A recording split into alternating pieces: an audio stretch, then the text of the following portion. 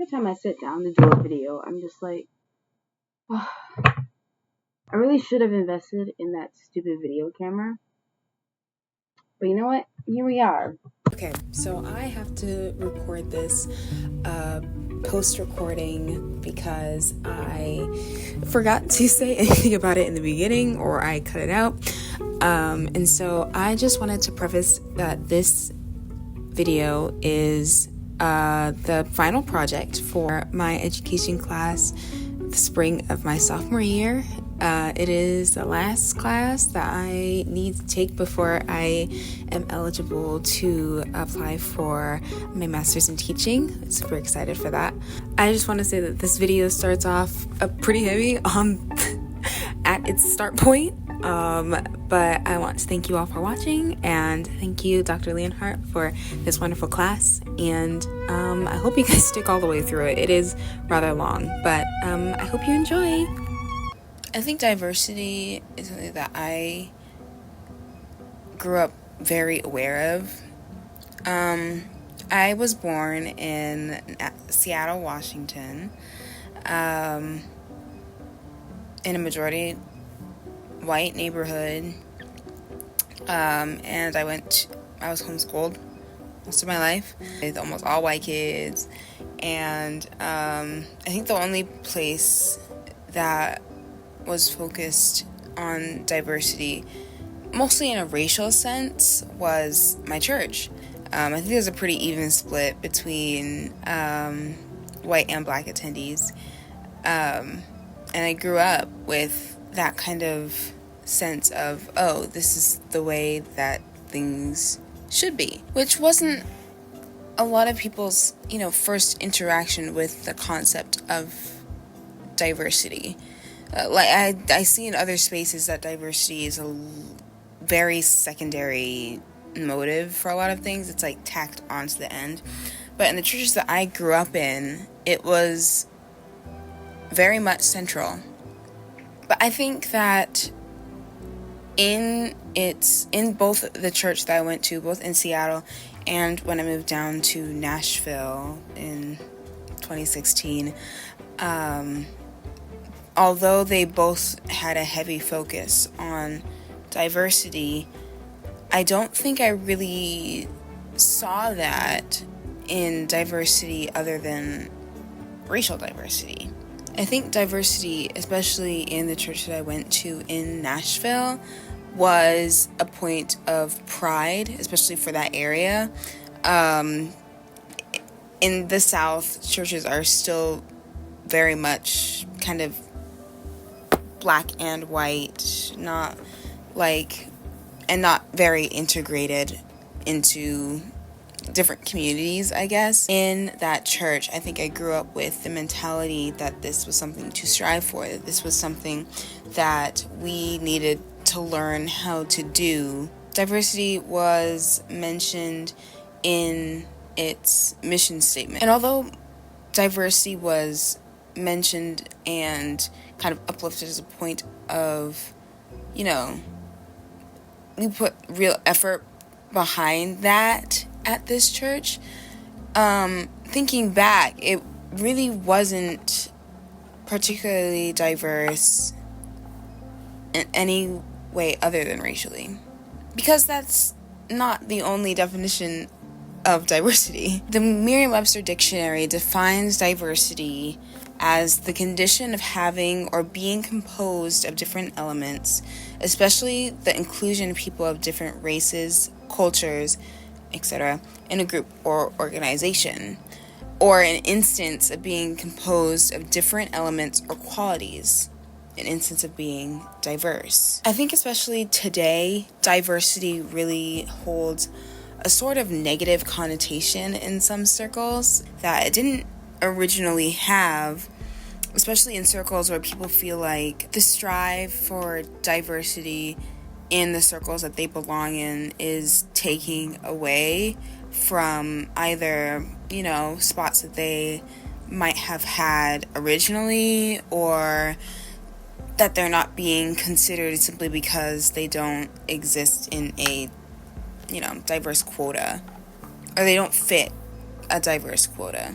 But I think it's really important that we keep in mind that diversity is just a simple fact of life. We are all different from each other because God created us as individuals. And I really don't think that it shows the masterpiece of the creation of humanity if we are all the same, existing in the same circles, and only want a specific type of person to be represented in society. We were all created different, and we were all created beautiful.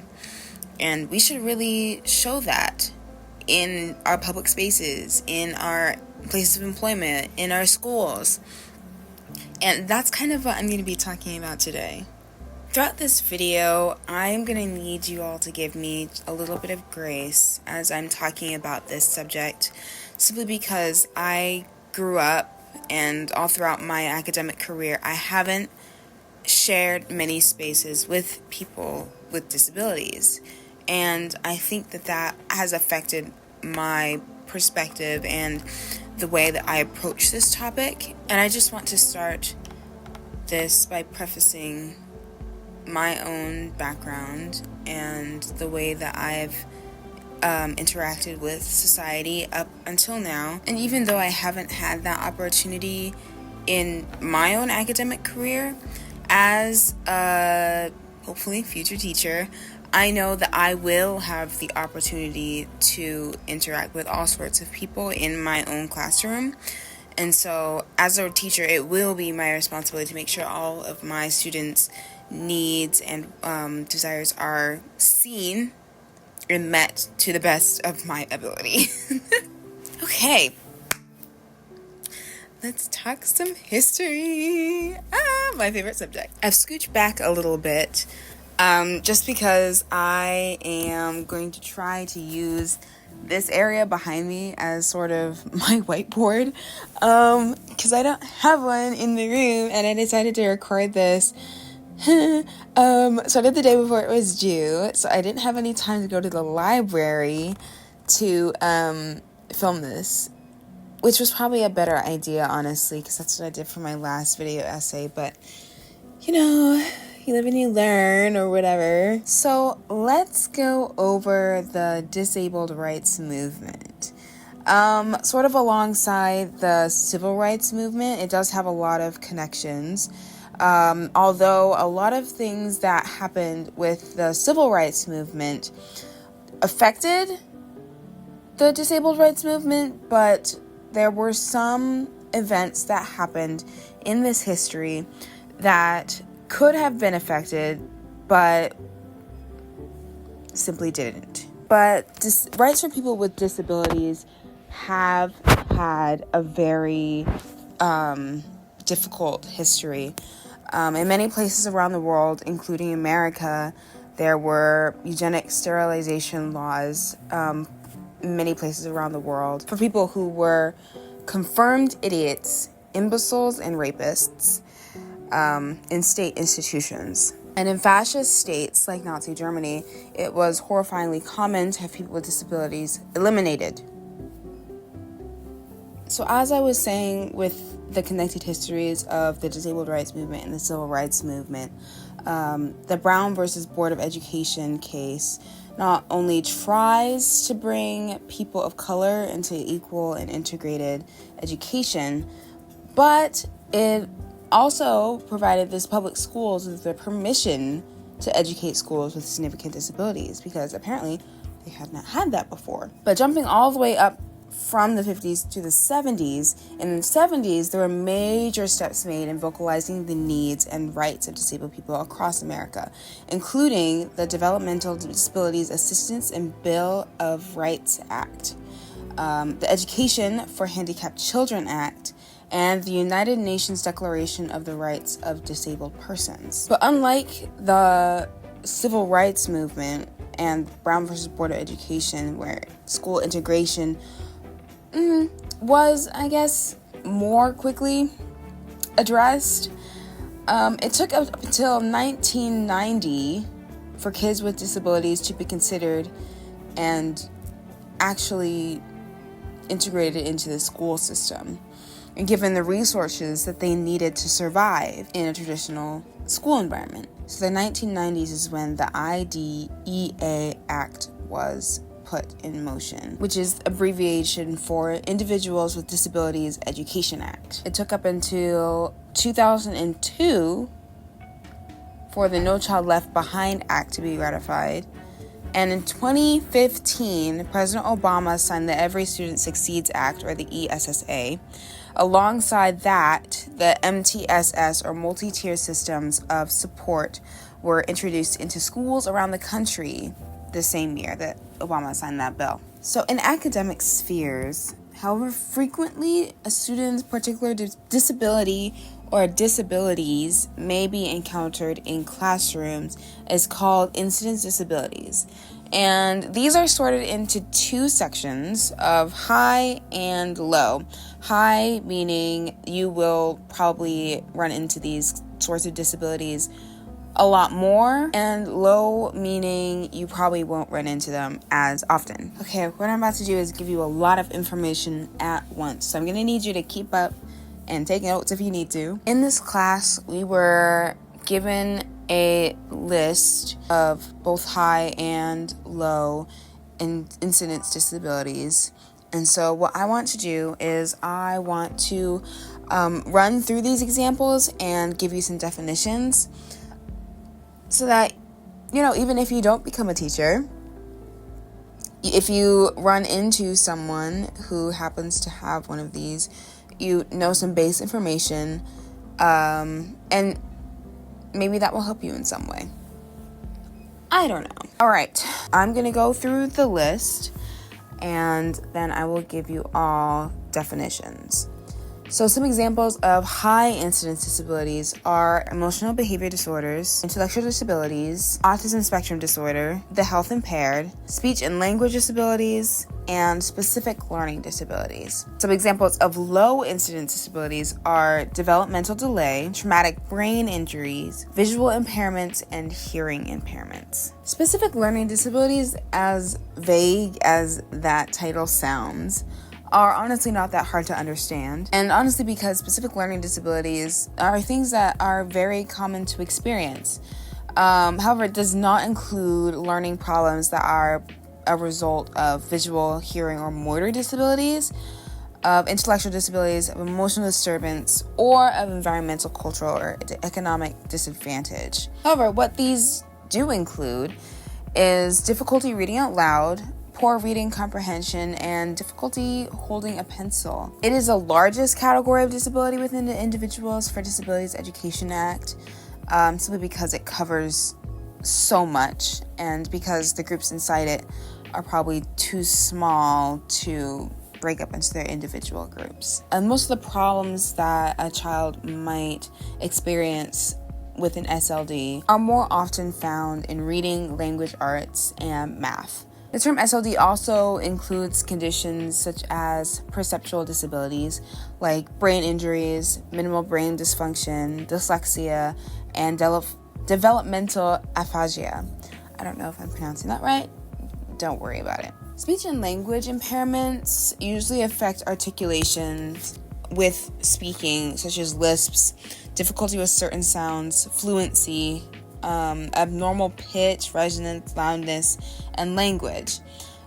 So this could be someone whose second language is English, and that might be putting them behind in the classroom. This could also just be difficulty communicating effectively with classmates and sometimes teachers, understanding and giving oral presentations, participating in classroom discussions, and attaining normalcy within, groups in school. Another vague one, other health impairment, or OHI. This encompasses a very large range of conditions, such as having limited strength, vitality, or alertness. Could be attributed to chronic illness or acute health problems. Students with ADHD are included under this umbrella, and I would also include students who are suffering from POTS syndrome, but most result from infections genetic factors, environmental influences, prenatal and postnatal influences. And it can look like fatigue, mobility issues, attention issues, coordination problems, muscle weakness, a frequent absence, stamina problems, or simply just not being able to concentrate. Intellectual disabilities, or IDs, are usually caused by genetic conditions, problems during pregnancy, problems at birth, and those types of health problems, which means it is not a disability or a mental illness, and the children with intellectual disabilities can learn and have the ability to do many things. And intellectual disabilities are the most common form of disability in the United States. Nearly 3 out of every 100 people has an intellectual disability. Emotional behavior disorder, or EBDs, are characterized by hyperactivity, aggression, self-harm, withdrawal, immaturity, and learning difficulties. It also can show itself in an inability or a difficult time maintaining personal relationships with others, and these personal problems can often lead to physical symptoms. This specifically often has a racial bias, as African American students are far more likely to be diagnosed as emotionally disturbed more than white students and often other races. But research has also pointed to a direct correlation between low income status and emotional disorders, but the exact reasons for this correlation are unknown. Some other examples of emotional behavior disorders are anxiety, bipolar disorder, conduct disorder, eating disorders, OCD, or psychotic disorders. And often to help these students, looking into their background, their home life, and recording the child's cycle of behavior is often helpful to identify possible triggers so that they can be identified and hopefully taken care of in the future.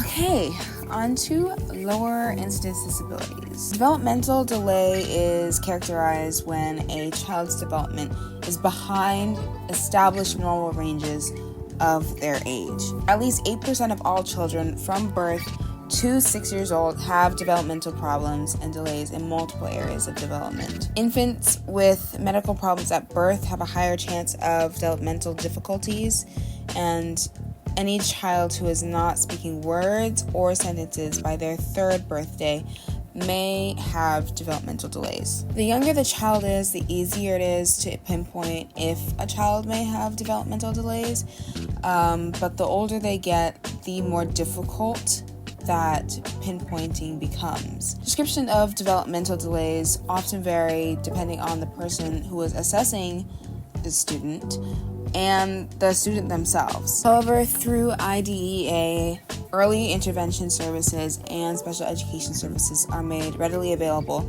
to eligible children with developmental delays and disabilities. Traumatic brain injuries, or TBIs, are acquired injury to the brain caused by an external physical force, hence the name, resulting in total or partial functional disability or psychosocial impairment, or both, that adversely affects a student's educational performance.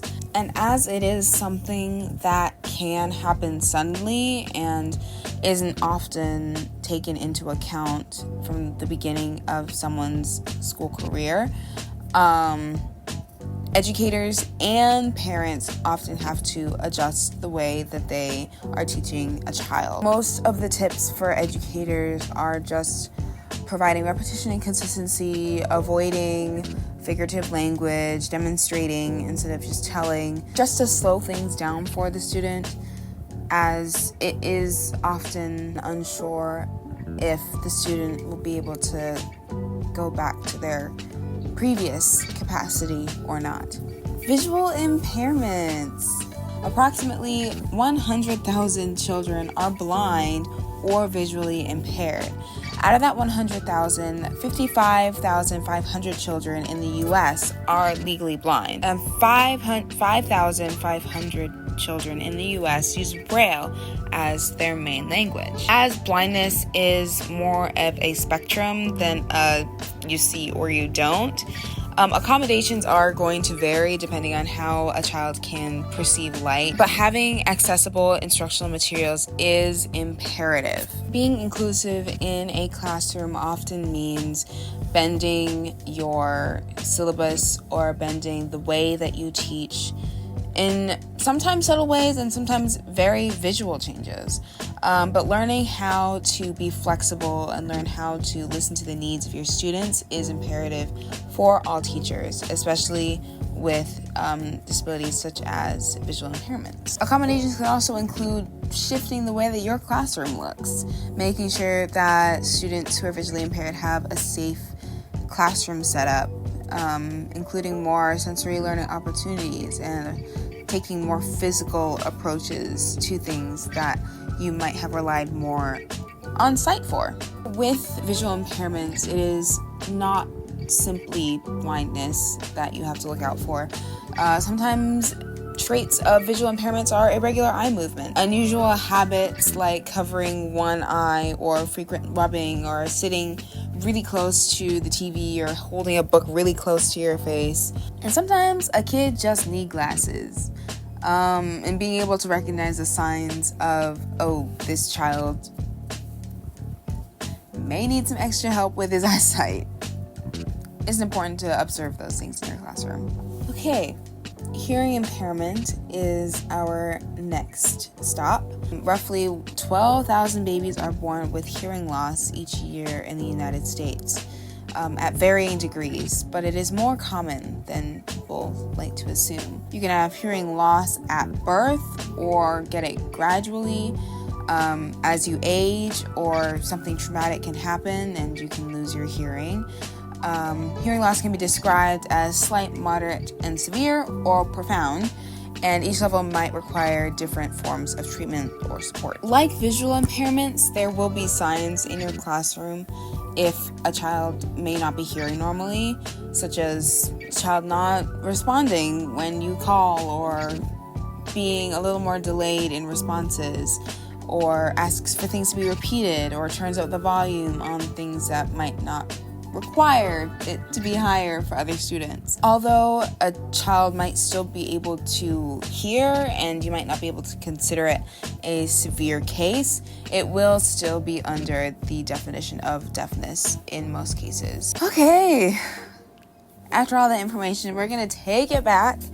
So if you remember, we were talking about the MTSS, or multi-tier system of support Act that was passed in 2015, along with ESSA, which was signed by Obama in 2015. And it is the main way in most public schools that children are supported through academic and behavioral concerns. So there are 3 basic tiers to MTSS, and they go from the broadest solutions to the most amount of students at Tier 1, all the way up to Tier 3 for specific students that require outside attention or special services. So at Tier 1, which is also called universal instruction, this is something that has to be available for all students and addresses the whole child through screenings and universal testing.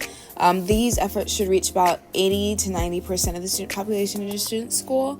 And if these students fail or fall behind with the instruction given, additional services and support will be provided through that system. Behaviorally, Tier 1 supports students by making behavioral expectations very clear and accessible. And they also use rewards like stickers or small toys, especially in the younger grades. In my research, my sources varied on how much of the student population might require Tier 2 intervention. However, the numbers fall around 10 to 15 or 20% of the students that do not show any progress in Tier 1. Students who require the attention of Tier 2 are already going through things that are happening in Tier 1, so they're already getting intervention. But Tier 2 has additional ways to support the student, such as tutoring to help a student get the concept of whatever that they're struggling with. Ideally, all students who are moving up the tiers are moving back down so that they can receive the instruction that most students are getting in their classrooms. So if a student is moving up to tier 1 to tier 2, it is the ideal situation that they would get the instruction that they need, they get the tutoring that they need, they figure out, oh, okay, this is what I needed to do in this class, or this is the help that I needed in this class. And then ideally they would move back to tier 1, and then if they no longer require the things done in tier 1, that they move right back into the normal classroom. Behaviorally, tier 2 students could benefit from having mentor programs, social skill groups, or structured feedback interventions. But if those intervention tactics fail, more intense help might be necessary. Tier 3 is intensive intervention, and this tier is strictly for students who require hands-on intensive intervention. So this only serves a very small population of students, only a handful, ideally. Reaching this level is where school faculty may look into testing the student for having learning disabilities. However, this is not always the case. Some students, after getting the help they need, may return back to tier 2 and perhaps tier 1. However, the more likely scenario is that an interventionist will work more closely with each student as individuals as they try to figure out what techniques work best for their needs. The behavioral side of this is very much the same. The interventionalist works closely with individual students and hopefully find a pre-existing issue or explanation for disruptive or uncooperative behaviors.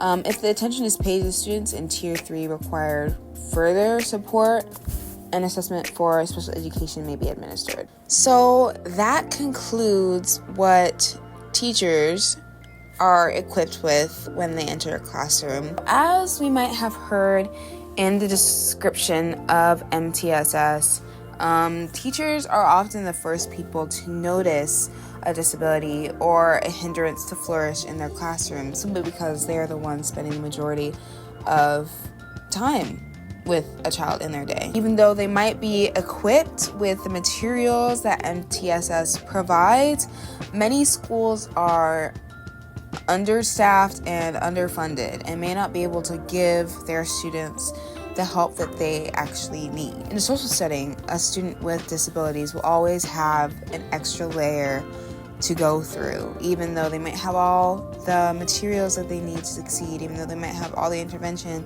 that they would theoretically need to thrive in a school environment. Socially, kids with disabilities will always have an extra hurdle to jump over. Oh, look at that. I'm so proud of you for getting this far with me. We have one more stop, because even though a student might have more difficulty in having a social life in school, they don't have to do this alone. As teachers, it is up to us as teachers to create an environment of curiosity and kindness when it comes to all of our students. And they are following our example on much of what we do and how we treat people. And so in any circumstance, integration is not the end goal. It is inclusion. If as teachers we are well versed on how to interact with disability, we will set the tone for students in our classrooms. Empathy is incredibly important to the human function, and I think it is a skill that we are losing today. Learning how to empathize with another person in their struggle, I think, is what helps humanizes us and the other person that we are showing empathy to. A story about this is during this education class, we went through a simulation on how some students may have with their disabilities. And one of the things that stood out to me was a simulation on dyslexia. My sister has dyslexia, and she has struggled with reading her entire life. She does not enjoy it. She has trouble writing papers, and with this simulation, I was able to see how she reads, and it opened my eyes to her condition, because a lot of my childhood when we were homeschooled, I would think silently to myself and in ignorance of what she may be experiencing would be like, it is really not that hard.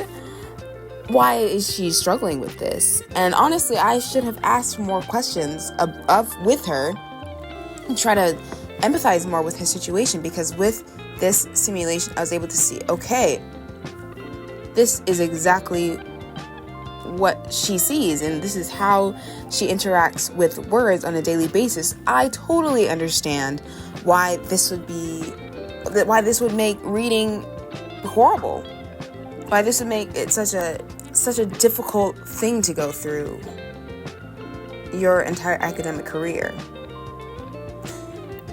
And if, as teachers, we be able to help our students look through each other's eyes and see their struggles, I think that as teachers, we have the opportunity to create,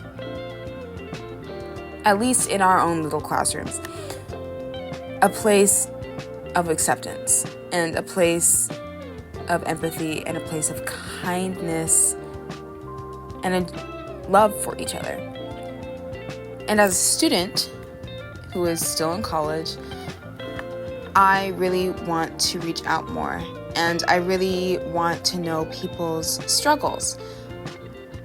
I want to be the person who is reaching across to someone who may be struggling and being able to empathize with their situation and be able to ask, okay, so I know you're struggling with this. I can see it. I know exactly what your struggles are. How can I help? Being in community with others is difficult because we are diverse, because we all have struggles that someone else may not be able to relate to. But I think in a world where we are increasingly